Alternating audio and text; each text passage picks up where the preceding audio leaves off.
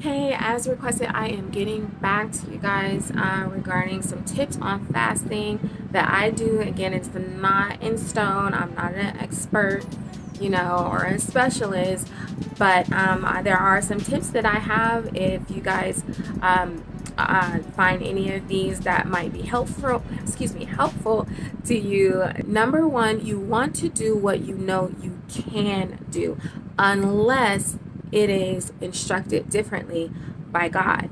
So, if you're led to fast, do set yourself something that is not so completely left field to where it's a challenge, to where you're more so in that fast for a challenge for self as opposed to, you know, um, completing a fast for the intent of seeking the Lord, getting whatever that the Lord has for you, or whatever you're needing to um, receive from the Lord. So you want to make sure that when you're doing this fast, the intentions are proper and correct, for the Lord and not for self.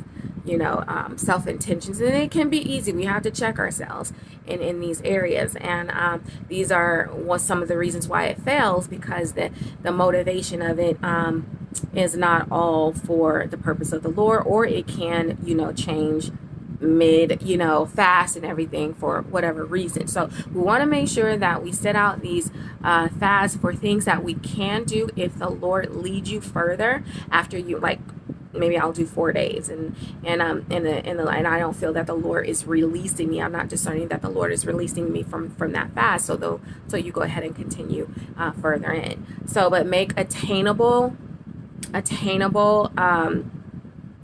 target, or attainable amount of days, and but leaving the space open enough to hear from the Lord if He wants you to continue in that fast. And so number two is don't refrain from making promises to the Lord and promises to yourself, or oaths to the Lord and oaths to yourself about completing a fast. Now, granted, sometimes we may have like an agreement. We may be in a group and we have some sort of pledge, and there's ways to address that as well, like in which I'll address later on with one of my other points. But if that is not the case, please refrain. Well, I'll say this: it helped me mentally to get back on track when I didn't make an oath to myself or to the Lord. Okay. All right. And that's because when we fail or we mess up, it really messes with our mind. We also don't want to have a space open for the enemy to mess with our minds. And I found myself so many times of falling completely off because I messed up one time, and I was so discouraged where I didn't get back on, didn't continue when I could have. I probably just ate a candy bar and I could have continued in. Yes, it's not ideal. However, you can keep moving. And when we make those oaths, or when we do a fast and we stop the fast, or for whatever reason, and we don't follow through because we made an oath, we can be also discouraged to do another one, a year later, because you'll be struggling with your own failure, last year or whenever before. So if there hadn't been something that the Lord had required you to do, and for whatever reason you gave your oath or your promise, refrain from making oaths to yourself and the Lord in doing fasts.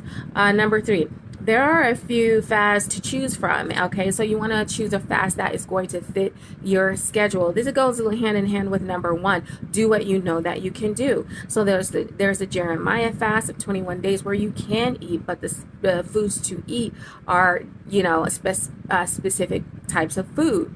That may be workable for you. You may do that Jeremiah fast, but you only may do it in a window of time, like intermittent fasting. You may be led to do the water fast. Now, the reason why I water fast, because when it comes to food, if you give me an inch, I'm going to take a mile. So I can't risk that. It is better that I just cut food out all together. And that is my approach. That is my reason for water fasting.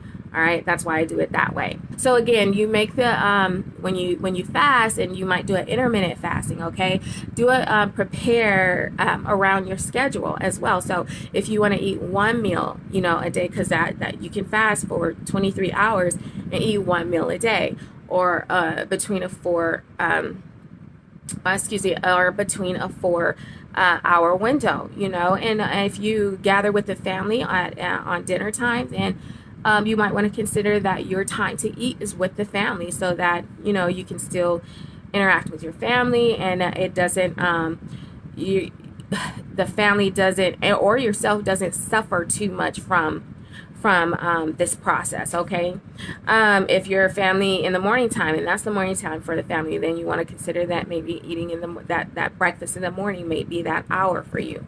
All right, so you want to create, when you prepare, you want to prepare to succeed. Okay, and you want to also think about these things, and these are things that we don't think about. So I'm really glad that this question was asked, because sometimes we don't think about it, and when we don't know, that's a lot of times how we learn and learn better ways. All right.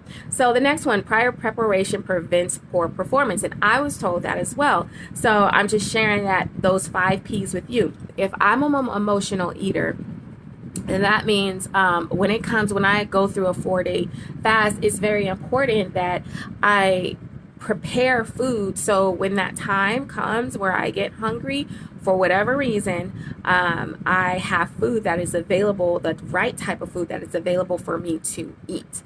All right, so that I won't fall to my temptation or a quick candy bar, or a quick bag of popcorn, or a quick, whatever is close. All right, so being prepared, knowing where your weaknesses are. All right, another weakness that we all have, if we've been eating, we start a fast, our body is already adjusted to eat whatever times that you've been eating throughout the day, maybe the lunchtime and your nighttime. Okay, so your body is going to naturally begin to get hungry during those times for several days, okay, before it start adjusting to your new food consumption, or no food consumption. So you want to plan during those days, if it's lunchtime, if it's nighttime, you want to plan in that block of time to be busy, so you're either studying, worshiping, you're going out, and you're doing the garden. I don't do a garden, but whatever you do, you want to be busy during that time where your body start to go into the hunger mode, and as you're busy, it will pass. That hunger mode will pass. So try to stay busy for like a good hour or what have you, until that hunger passes. After several days, your body will be accustomed to the new pattern of food intake, or no food intake that you use. So this goes along with making those oaths, to avoid making oaths and promises to yourself and God. Now, if you happen to mess up, and it happens, a way to get you back on track, the quickest way mentally and on track, is to continue. All right, continue. If I went 3 days and I mess up on the 4th day, I don't say that I have to start all over. So don't start all over if you just mess up one day. Continue. So that next day would be the 4th day. I messed up. Well, 5th day, number 5 is number 5. I've been fasting still for 5 days. All right. That helps me mentally, helps me to recuperate, rebound very quickly, and get right back where I'm going. Now, if it's 2 consecutive days where I ate when I'm not supposed to eat, or what have you, then I would consider, for me, that I have to start over. But that helps if you just mess up one day, to rebound yourself effectively, to just go right into the next day with your next day number, not to start all the way from the beginning.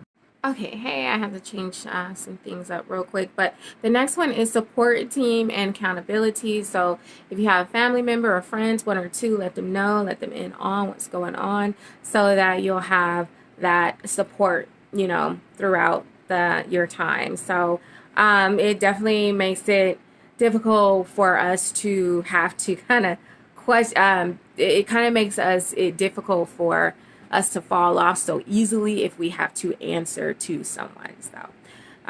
So yeah. Then the next one, and this is the last one, your word and your worship, quiet time, you want to make these times available. You want to, this goes right in hand with prior preparation prevents poor performance. So, not that we're performing, but we are wanting to prepare. So we want to set time aside for worship, prayer, Bible reading, quiet time, these things with the Lord, so we can interact with the Lord, because that's what it is. We're doing the fast, so we will have a two-way communication, two-way line with the Lord, and that we can receive what He's saying in a multiple ways. It could be through worship that the Lord's going to speak with you. It could be through His Word. It could be for you just. It could be through going to the beach and just hearing the body of the ocean waves, hitting the sand, and the Lord just speaks to you. So you want to put this time aside intentionally to hear from the Lord, to build your relationship with the Lord, to just hang out with our Father. All right. So if any of you guys have any other suggestions, things that worked for you, please share them with us. We would love to hear what you have to say, what worked for you. It might be something that we can definitely adopt in our journey of fasting. All right, I'll talk to you guys next week. Bye.